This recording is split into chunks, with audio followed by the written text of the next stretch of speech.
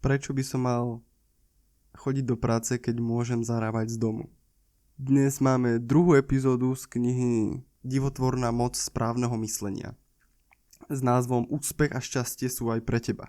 Cieľom vlastne môjho dnešného rozprávania bude to priblížiť vám knihu a zároveň ako som to ja implementoval do svojho života. Napríklad presne túto konkrétnu kapitolu vám poviem, čo, kde, ako sa dá využiť. V podstate autor hovorí o tom, že nejaká núdza a nedostatok nenáleží nám ako ľuďom. Lebo sme stvorení k životu, sme stvorení k tvoreniu, sme stvorení robiť niečo, čo nás povzbudzuje, po čom túžime. A nie, aby sme sa trápili, alebo aby sme nadávali, aby sme sa sťažovali. Ak sa sústredíme na niečo negatívne, tak si to negatívne aj do svojho života priťahujeme. Ako napríklad, išiel som do Trenčína a stala sa nepríjemná vec. Bol obchod zatvorený, do ktorého som chcel ísť. Ale ja som nebol nahnevaný, lebo som vedel, že som si to vlastne zavodil sám tým, že som začal pochybovať o tom, či ten obchod bude otvorený alebo nie. Hej, mohol som urobiť dve veci, opýtať sa, vygoogliť si, 3, alebo sa tam ísť pozrieť. A ja cestou tam som si už v hlave hovoril, obchod bude zavretý, nekúpim to, obchod bude zavretý, nekúpim to, obchod bude zavretý, nekúpim to. Takto šrotovala moja hlava. Prišiel som do obchodu, obchod bol zavretý, nekúpil som to. Pozrel som sa na seba, usmial som sa. V aute do spätného vrajím si, Matej, za to si môžeš sám. Nikto iný za to nemôže. Akože samozrejme, druhá strana, starý Matej, alebo ja kedysi by som povedal, čo za to môžu? Oni majú mať otvorené dnes, lebo som ja potreboval. Ale takto vesmír nefunguje. Absolútne, že nie. Funguje tak, čo dáš do seba, to z teba vyjde. Dáš do seba negatívnu myšlienku, dostaneš negatívnu realitu. Presne takto funguje naopak. Dáš niečo pozitívne do seba a niečo pozitívne z teba vyjde. Poviem príklad. Rozprával som o tom, čo by som chcel. Niečo, po čom som túžil. Niečo také znútra, hlboko vo mne bolo, že wow, toto naozaj chcem. Toto chcem proste. Budem to mať a urobím preto všetko. Nastavil som hlavu na tento daný úspech, ktorý chcem dosiahnuť, tento cieľ, aby sa lepšie vizualizovalo. Dám napríklad stôl. Mal som dve možnosti. Ísť do obchodu, kúpiť si ho, alebo si ho sám vyrobiť. Vedel som o robení stola akurát tak to, čo ty o jadrovej fyzike, ale rozplánoval som si to, rozpísal som si, čo bude k tomu treba. Mal som v hlave nápad, OK, ten stôl bude z paliet a nič viac som neriešil. Prišla vec, deň D, treba ísť makať na tom stole. Dnes dal som si jednu jedinú vec na ten deň ako cieľ, že zoženiem palety. Zohnal som palety a išiel som, naplánoval som si, ako ten stôl bude vyzerať, vedel som, že bude z paliet a naplánoval som si na ďalší deň, že urobím jeden jediný krok. Netreba mi urobiť celý stôl, treba mi zohnať v prvom rade palety. Dobre, otvoril som bazoš, možnosť tam bola. Paleta za 10 eur, paleta za odvoz. Možnosti sú. Ja som im dal príležitosť, aby ku mne prišli a oni prišli. Ďalšia.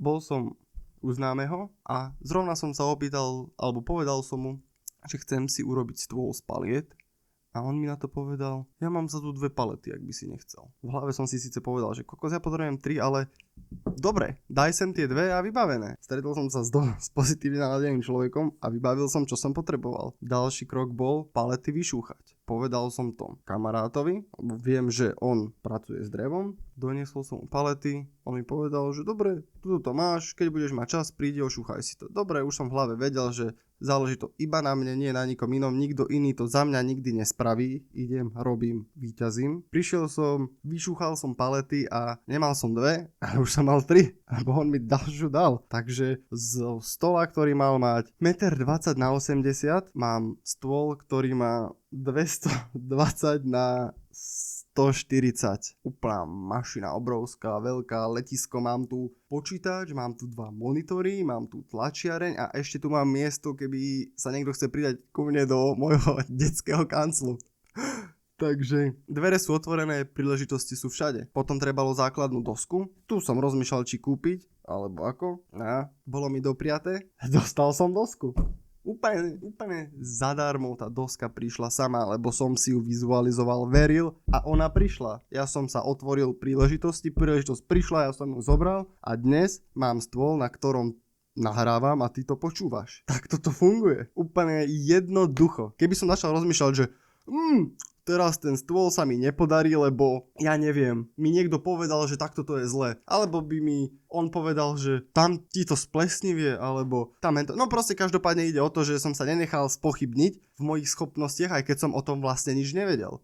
Iba som si dal nápad do hlavy, zamkol som ho v sebe, túto príležitosť úspechu, rozmýšľania hlavy, mysle a bum, zrazu som bol tam, kde som chcel byť. Už som mal ten stôl, už som kráčal tou cestou k tomu stolu a dnes sedím za stolom, ktorý som pred 2 mesiacmi mal iba v hlave. A takto to funguje so všetkým. Človek, ktorému sa dnes darí a má Lambo, má krásny dom, má krásnu rodinu, bol kedysi tak mladý chalan ako ty, ja a vedel, že jedného dňa sa to podarí. Nenechal si zobrať svoje sny a išiel za nimi malými krokmi a vytrvalo, až dospel k tomu svojmu úspechu. A teraz sa na seba pozri, kde chceš byť o 5 rokov, o 10 rokov, o 15, o 20. Vidíš sa tam s tým, čo robíš dnes? Lebo nemôžeš očakávať, že ti staré zvyky otvoria nové dvere. Kedysi som si myslel, že keď budem chodiť každý piatok piť, že zbohatnem. Keby pijem ešte aj tieto piatky, pravdepodobne nenahrávam ani tento podcast, ktorý som mal taký strach nahrať túto druhú epizódu, že neviem, normálne som to odkladal a vrajím si, nasrať, nebudem sa obmedzovať svojou hlavou, keď viem, že produktivita činí moje sny. Viem, že môžem žiť v snoch v hlave a rozmýšľať a plánovať, ale na konci dňa sa niečo udeje, až keď niečo urobím. A preto správnymi činmi sa dostaneme k správnemu cieľu. Nemôžeš čakať, že sa niečo zmení v tvojom živote, že budeš zrazu bohatý, keď si tvoj tato robí to, čo robí 50 rokov a stále není bohatý, alebo stále není tam, kde by chcel byť. Napríklad, ja si zoberiem radu od človeka, od ktorého sa chcem učiť, ktorý je pre mňa inšpiratívny, alebo si môžem od neho zobrať niečo, čo by som chcel implementovať na seba. Neprídem za niekým, kto má Lambo a opýtam sa ho, že naučíš ma loviť ryby? On sa bude na mňa pozerať, že čo si sa zbláznil? Ale keby som za ním prišiel, opýtal som sa ho, wow, ako ste dosiahli také krásne auto? Tak ti bude vedieť povedať viac ako o rybárčení. Ide iba o to, na aký smer sa pozeráme a na aký smer kráčame. Takže taký hlavný point je nájsť si